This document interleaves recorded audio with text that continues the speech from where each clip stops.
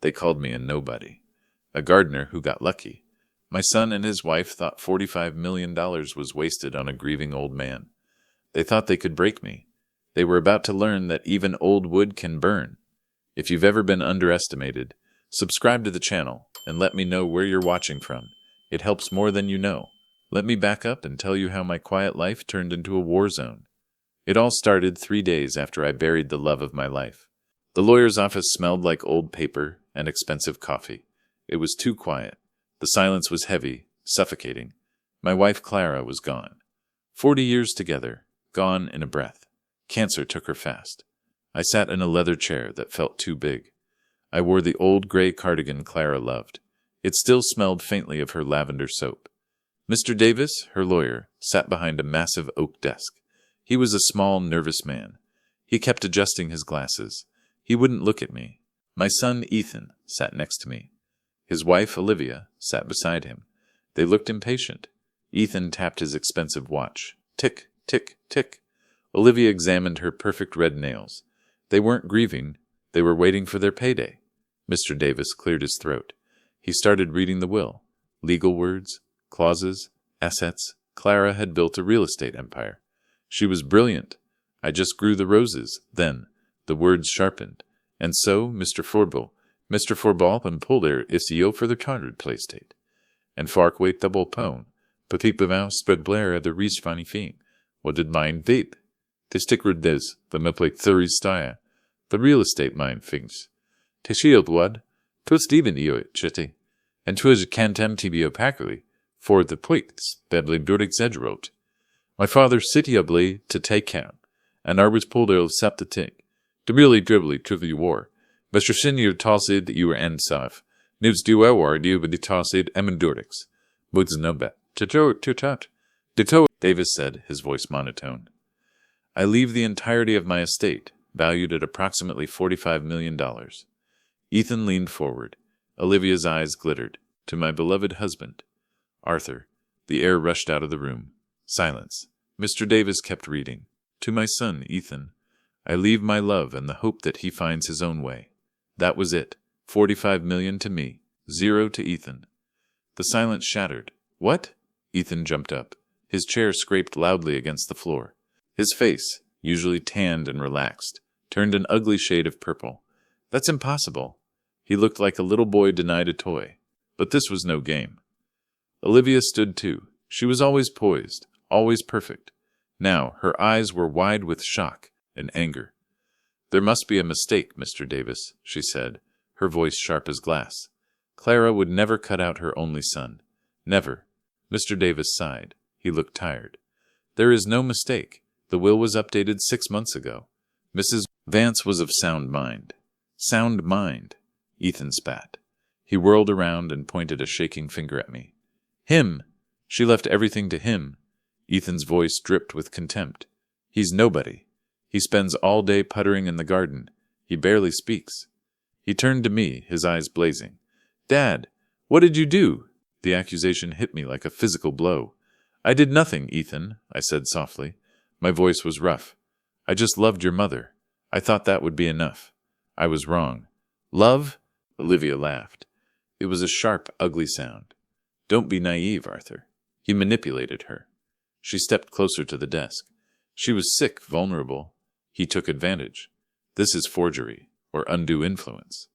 We're contesting this, Ethan announced, puffing out his chest. He looked me straight in the eye. The love I used to see there was gone, replaced by cold, hard greed. We're suing you, Dad. You won't get away with stealing my birthright. They stormed out. The door slammed shut, echoing, in the empty office.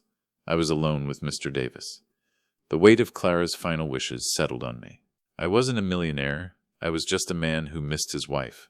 My son and his wife had just declared war, and I had no idea how to fight back. 3 days later, I was in the rose garden. It was the only place I felt close to Clara. We planted it together.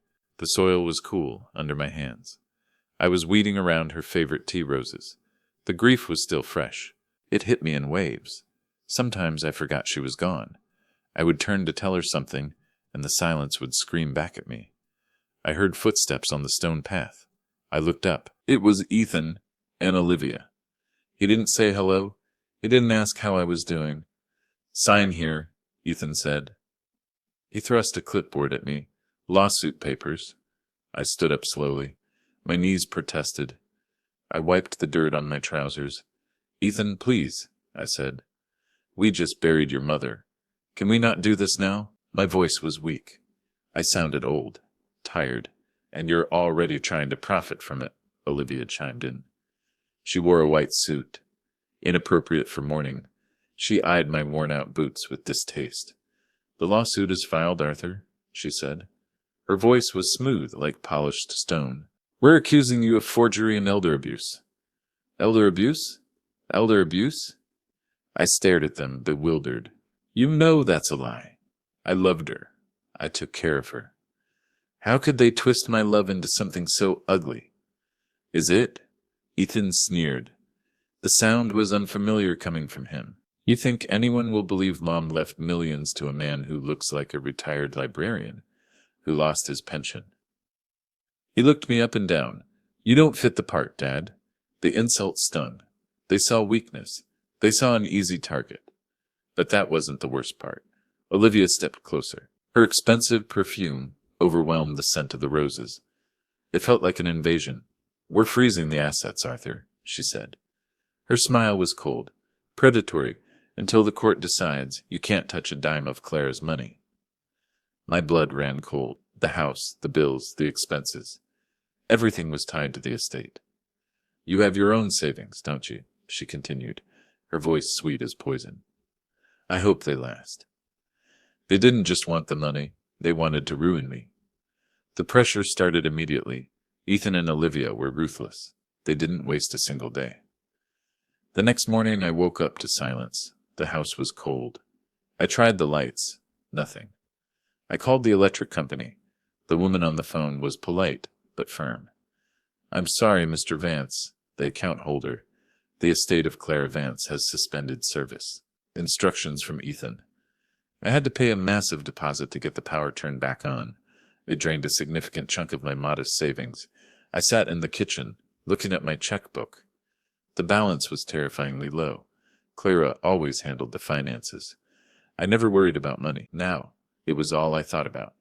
They were trying to smoke me out, and it was working. Next, they targeted the house itself. My home, our sanctuary.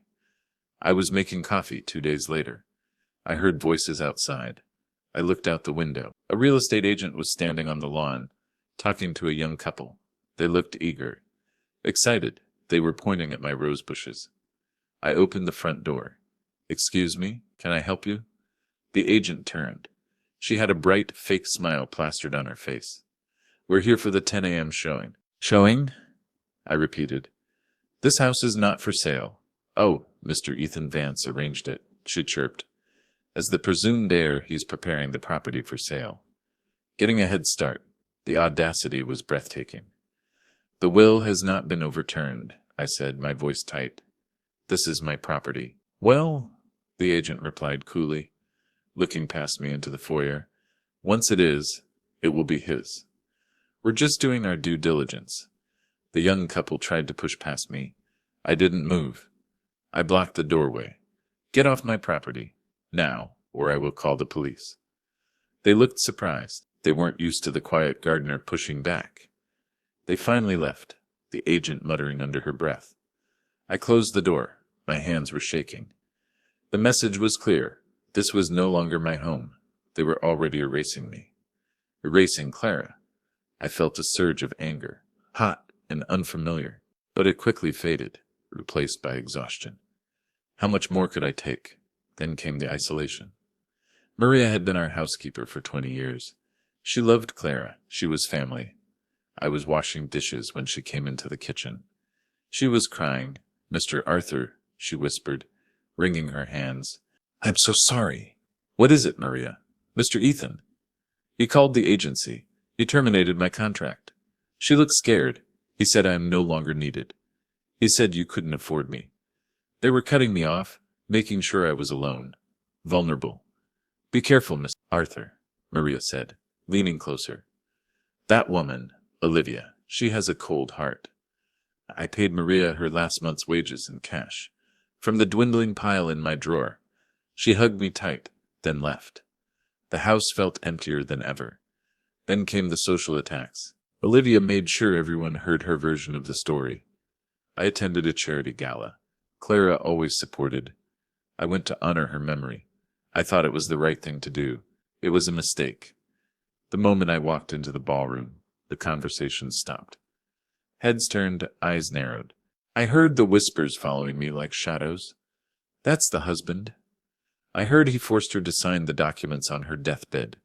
He looked so simple. She was so vibrant. What did she see in him? Simple. The word kept coming up. It stung every time. I saw Clara's older sister Eleanor across the room. She always thought I wasn't good enough for Clara. She turned to the woman next to her, her voice loud enough to carry. It's disgraceful. He isolated her. We barely saw her the last few months. Lies. I never stopped anyone from visiting. They just stopped coming when things got hard. I sat alone at a table in the back, ignored, judged, condemned. They saw the cardigan, the quiet demeanor, the grief, and they assumed guilt. I left the gala early. I realized then that I was completely alone in this fight, and I was losing. The final straw was small, but it cut the deepest. It wasn't about the money. It was about the memories. I was going through Clara's closet, packing her clothes for donation. It was agonizing. Every dress, every scarf held a memory. I found an old photo album filled with pictures of Ethan as a boy, building sandcastles with Clara, laughing. My heart ached. Where did that boy go? The door opened. I didn't hear her coming. Olivia walked in without knocking. She looked around the closet, her eyes cataloging the expensive items. What are you doing? She demanded. Packing, I said, clutching the album. She looked at the photos. Her expression didn't soften. It hardened. Pathetic, she said, hanging on to the past. You know, Arthur, you were always an anchor around her neck. I stopped folding a silk blouse. I looked at her. She told me once, Olivia continued, her voice low and confidential, that she was embarrassed by you. The words were like knives. She wished she'd married someone more dynamic, Olivia said, smiling slightly. Someone with ambition, someone like Ethan. It was a lie. A cruel, calculated lie, designed to poison my memories, to break my spirit. I looked at her, really looked at her. I saw the greed and malice twisting her features. She was beautiful on the outside, rotten on the inside. I said nothing, but inside, something cold and hard began to form. They thought they could rewrite our history. They were wrong. The preliminary hearing was a disaster. It felt less like a courtroom and more like a slaughterhouse. Ethan and Olivia arrived looking like movie stars. Sharp suits, dazzling smiles. They radiated confidence. I arrived alone. Their lawyer, Mr. Harrison, was waiting. He was a shark, tall, impeccably dressed, with a predatory gleam in his eyes. He looked at me like I was chum in the water. Harrison wasted no time. He painted a picture of me that I barely recognized. Your Honor, Harrison began, his voice smooth and persuasive. We have a clear case of manipulation. Arthur Vance, a man of no significant career or ambition, preyed upon his wife as her health declined. No ambition? I just wanted a quiet life with Clara. Was that so wrong? He isolated her, Harrison continued, pacing in front of the judge. He controlled her, and ultimately, he coerced her into signing a will that completely disenfranchised her only child. He pointed at me. The gesture was dramatic, accusatory. Look at him. Does this look like a man capable of managing a multi-million-dollar estate? It is inconceivable that Clara Vance would leave her legacy in his hands. He made me sound like a simpleton, a gold digger. Then Ethan took the stand. I braced myself. He didn't look at me. He looked straight at the judge, and then the tears started, crocodile tears. He wouldn't let me see her, Ethan sobbed. His voice cracked. Every time I called, he said she was sleeping. It was a masterful performance. He was turning her against me, Ethan whispered, wiping his eyes. My own father. They twisted every moment of care I had given Clara into an act of abuse. I protected her rest. I shielded her from stress, and they made it sound like I held her hostage. When I tried to speak, Harrison cut me off. He twisted my words, made me seem confused, defensive. The judge, a stern-looking woman named Judge Albright, looked at me with suspicion. "Mr. Vance," she said, "do you have legal representation?" "I am representing myself, Your Honor," I said quietly. Harrison smirked. I saw it, a further testament to his incompetence. "Your Honor," Harrison muttered, loud enough for the judge to hear. Judge Albright agreed to keep the assets frozen. She set a date for the full trial. It was a total defeat. As we left the courtroom, Olivia paused beside me. She leaned in close. Her breath was hot against my ear. "You should have just accepted our settlement offer, Arthur," she whispered. "They had offered me a pittance to walk away from my life. Now we're going to take everything," she continued, her voice dripping with venom. "And when we're done, you'll be left with nothing but the dirt under your fingernails." I walked out into the harsh sunlight. The weight of their betrayal was crushing me. They hadn't just attacked my inheritance. They had attacked my marriage, my character, my life with Clara. They had publicly humiliated me, and they enjoyed it. I felt broken, not just because of what they said, but because a small, ugly part of me feared they were right. Maybe I was just a simple gardener. Maybe I couldn't win this. The breaking point came 2 days later. It wasn't in the courtroom. It wasn't about the money. It was back in the garden. I was weeding, trying to find some semblance of peace. The garden was overgrown now. I hadn't had the heart to maintain it properly. The weeds were winning, just like Ethan and Olivia. I heard the back door open. I didn't look up. It was Olivia. I hadn't realized they were in the house. They must have kept a key. They were likely cataloging items they planned to sell. Measuring the curtains. She walked towards the potting shed. I ignored her. I focused on the stubborn thistles. My hands were raw. A moment later, she emerged. She was holding something in her hands. My heart stopped. It was Clara's gardening gloves. They were old, worn leather, stained with dirt, molded perfectly to Clara's hands. They were her favorite pair. I had kept them on her workbench, a small, tangible piece of her presence. "Looking for these?" Olivia asked. Her voice dripped with false sweetness. I stood up. My heart pounded in my chest. "Olivia, please, put those back." My voice trembled. I begged her. "Why? They're just old gloves." She examined them with disdain. "It's amazing the things people attach value to." She looked at me, her eyes cold and dead. "Clara had diamond rings worth thousands. And you're sentimental about garbage." She held them up. A cruel smile played on her lips. And then, deliberately, she pulled a pair of sharp pruning shears from her pocket.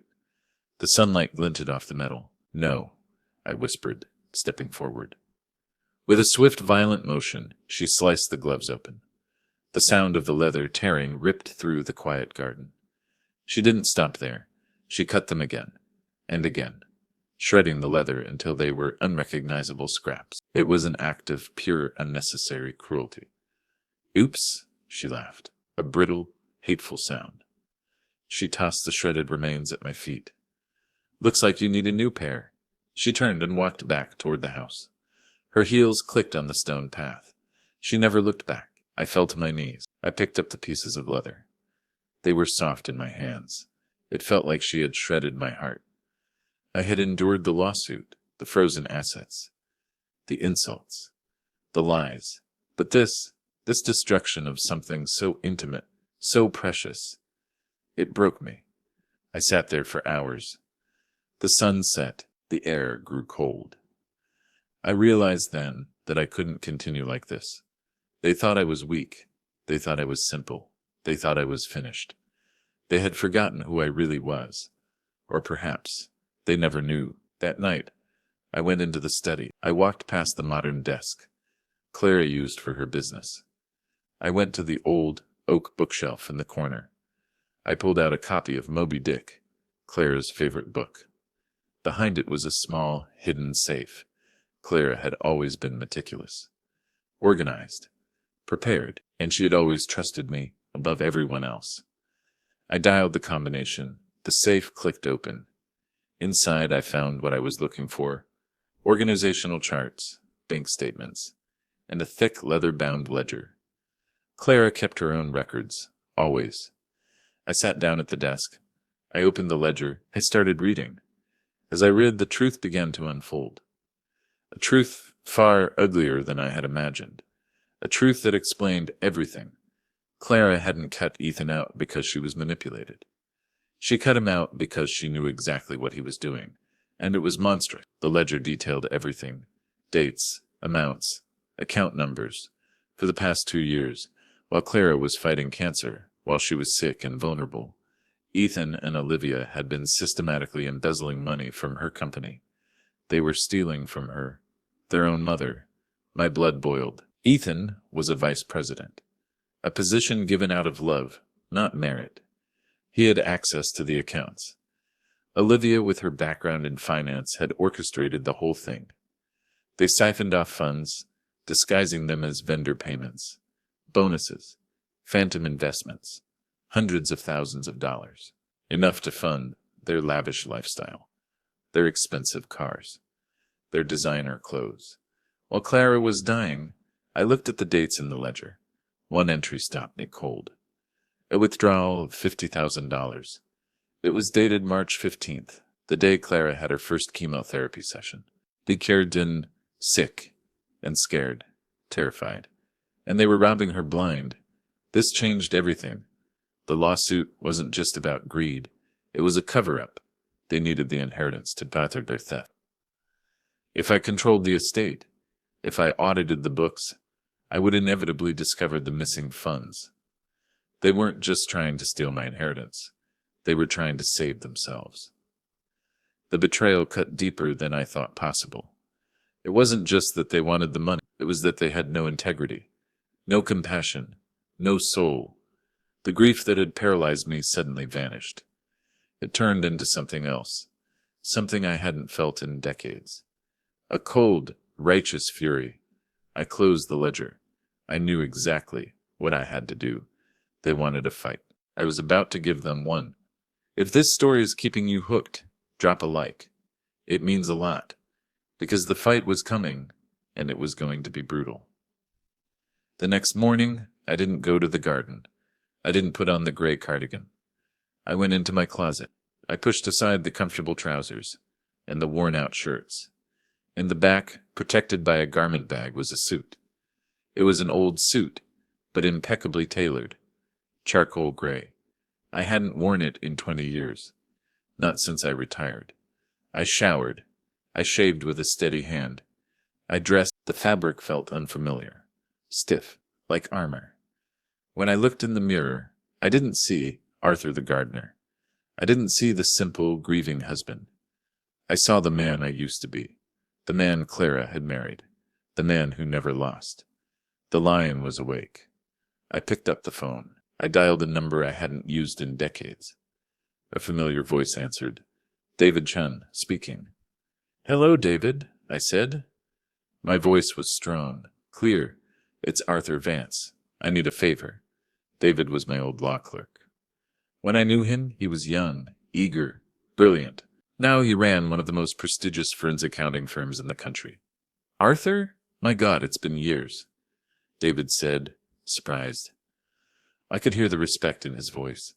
"Anything for you, Arthur. You know that. What do you need?" "I need you to look at some books," I said, holding the ledger in my hand. "And I need it done quickly and quietly." "Consider it done, boss," David replied. Boss? I hadn't been called that in a long time. I spent the next week preparing for the trial. The house was quiet, but my mind was loud. David's team worked around the clock. They verified every entry in Clara's ledger. They traced the money. They gathered irrefutable evidence of the embezzlement. The paper trail was clear. Ethan and Olivia were sloppy. They thought no one would ever look. They were wrong. I didn't mourn. I planned. I researched case law, reviewed testimonies, structured my arguments. The years fell away. The instincts, the strategies, the knowledge. It all came flooding back. It was like riding a bicycle. A very expensive, very dangerous bicycle. I was no longer the victim. I was the prosecutor. Ethan and Olivia tried to contact me. My phone buzzed constantly. I ignored them. They alternated between threats and sudden, desperate offers of settlement. The offers got higher. 1 million. 2 million. They were scared. They knew I was up to something. But they didn't know what. They still thought they were dealing with the gardener. I was ready. I was going to defend Clara's legacy. I was going to expose the rot at the heart of my family. And I was going to destroy them. The day of the trial arrived. The courtroom was packed. Word had spread about the contested $45 million estate. People came to watch the drama.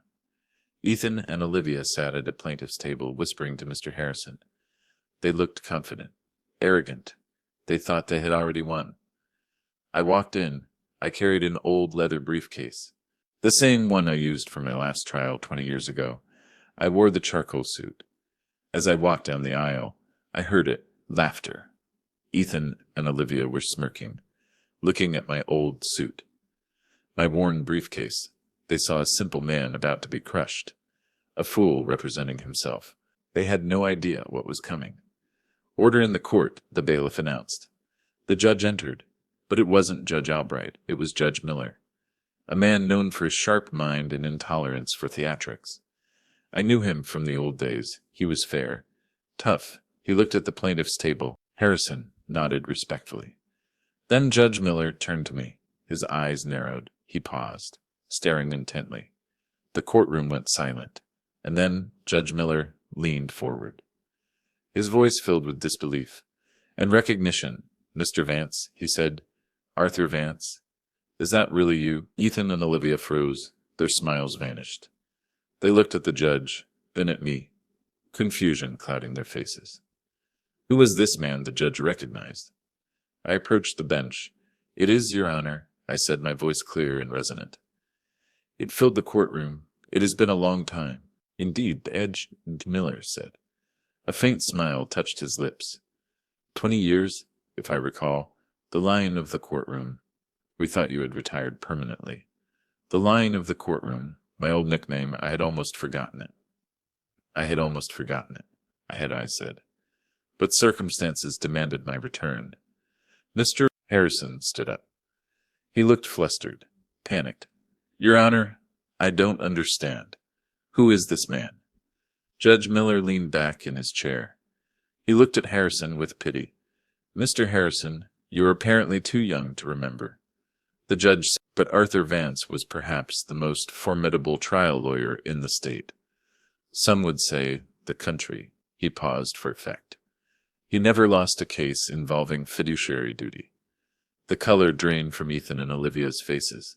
They looked like they were going to be. The whispers in the courtroom turned from mockery to shock. The dynamic had shifted. The hunter had become the hunted. The trial began. Harrison tried to stick to his script, painting me as the manipulative husband, the simple gardener. But the script was useless now. The narrative had changed. When it was my turn to cross-examine, I stood up slowly. I felt the old energy flowing through me, the focus, the clarity. I call Olivia Vance to the stand, I announced. She walked to the stand, her composure slipping. Her hands trembled. She looked at me, and for the first time I saw fear in her eyes. Raw, naked fear. She sat down. She swore to tell the truth. The irony was staggering. Mrs. Vance, I began, my voice calm and measured. You testified that my wife, Clara, was embarrassed by me, that she wished she had married someone more dynamic. Yes, she said, her voice trembling slightly. And you also testified that I manipulated her into changing her will. Yes, you did. Interesting, I said. I paced slowly in front of her, the lion stalking his prey, because Clara was known to be a brilliant, strong-willed woman, a titan of industry. Yes, she was, Olivia agreed, nodding eagerly. So how could she be so easily manipulated? I asked, stopping in front of her. Especially by a man you claimed she found embarrassing and simple? Olivia faltered. Her mouth opened and closed. I don't know. She was sick. The cracks were beginning to show. She was sick. I agreed. My voice softened. She was dying of cancer.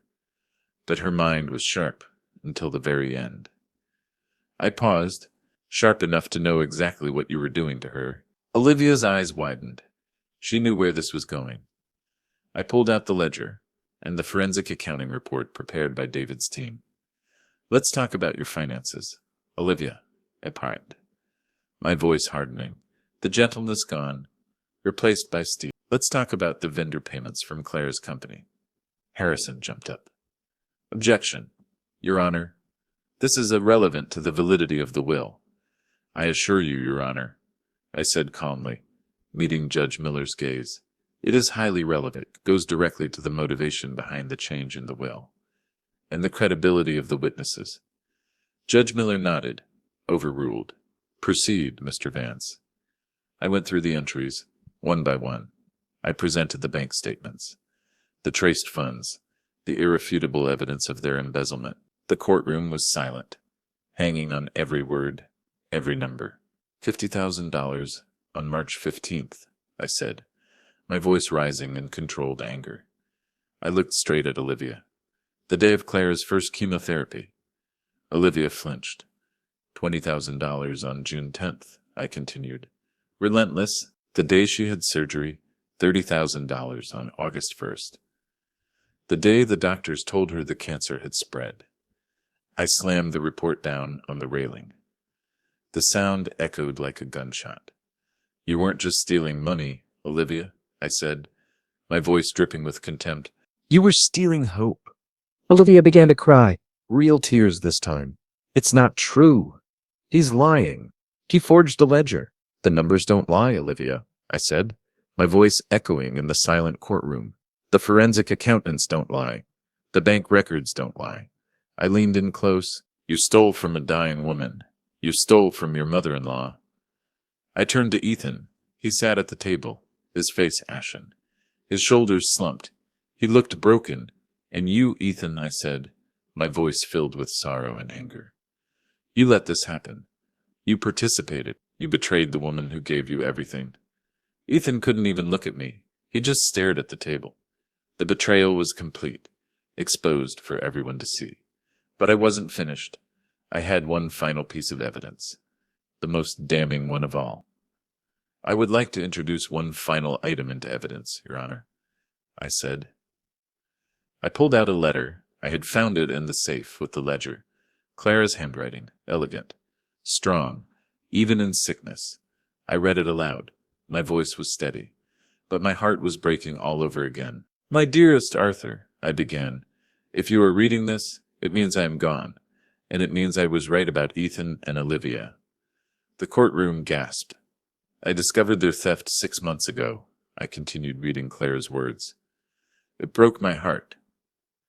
I thought about confronting them, but I was too weak, too tired of fighting. I cannot leave my legacy in the hands of those who have no honor, no integrity. They are vultures, feeding on my life's work. I looked at Ethan and Olivia. They were destroyed. I leave everything to you, my love. I read the final lines. You are the strongest man I know, the most righteous, the lion. She knew I would fight for her, protect my legacy, and know that I loved you always, only you. The courtroom was silent. The only sound was the muffled sobs of Olivia. Judge Miller looked at Ethan and Olivia with utter contempt.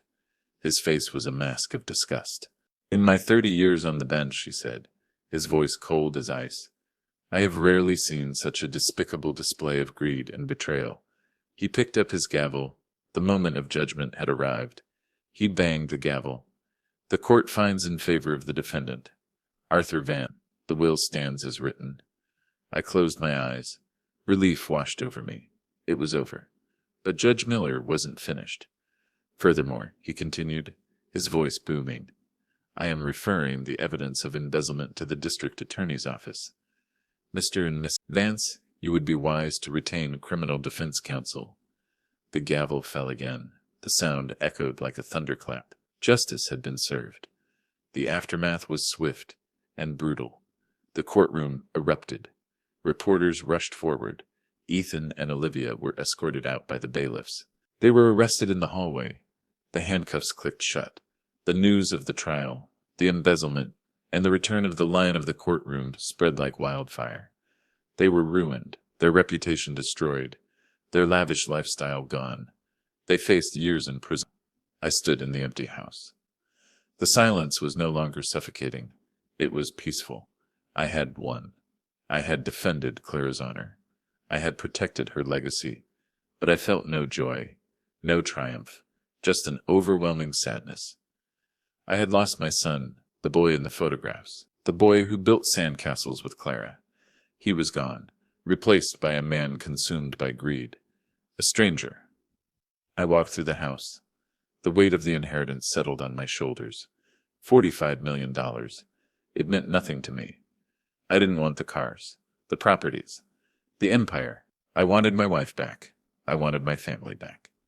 But I knew that was impossible. The betrayal had burned everything to the ground. I walked out into the garden. The roses were still overgrown.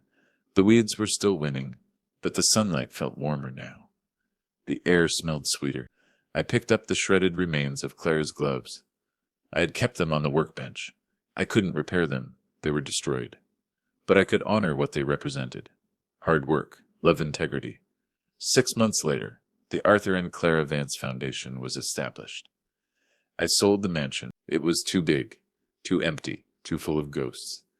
I sold the cars, the art, and most of the real estate holdings. I liquidated the empire Clara had built. I kept the small cottage where Clara and I had first lived, the place where we planted the first rose garden, the place where we were happy. I used the money, almost all of it, to create a foundation, dedicated to providing free legal aid to the elderly, protecting them from financial abuse and exploitation, protecting them from the vultures. I didn't return to the courtroom myself. The lion went back to sleep, but I hired young, idealistic lawyers, hungry lawyers. I mentored them, taught them the lessons I had learned over a lifetime, the strategies, the ethics. I never saw Ethan or Olivia again. They were convicted of embezzlement and fraud. They were sent to prison. Ethan wrote me a letter once, asking for forgiveness, begging for help. I never responded. Some betrayals are too deep to forgive. Some wounds never heal. Sometimes, late at night, I would think of Ethan, the boy I loved, and my heart would ache with a sorrow so profound it threatened to overwhelm me. But then I would look out at the garden, at the roses, blooming under the moonlight. They were thriving now, healthy, strong. I was Arthur Vance, the simple man who loved his wife, the gardener who found peace in the soil, and the lawyer who knew that true strength wasn't measured in dollars or ambition, but in integrity and the courage to fight for what is right. Clara knew who I was. She always knew. I picked a rose, a perfect crimson bloom. I held it to my chest. In the end, that was the only inheritance that truly mattered. Thanks for listening. Please rate our story in the comments. If you enjoyed it, don't forget to subscribe. Your support means a lot because your time matters.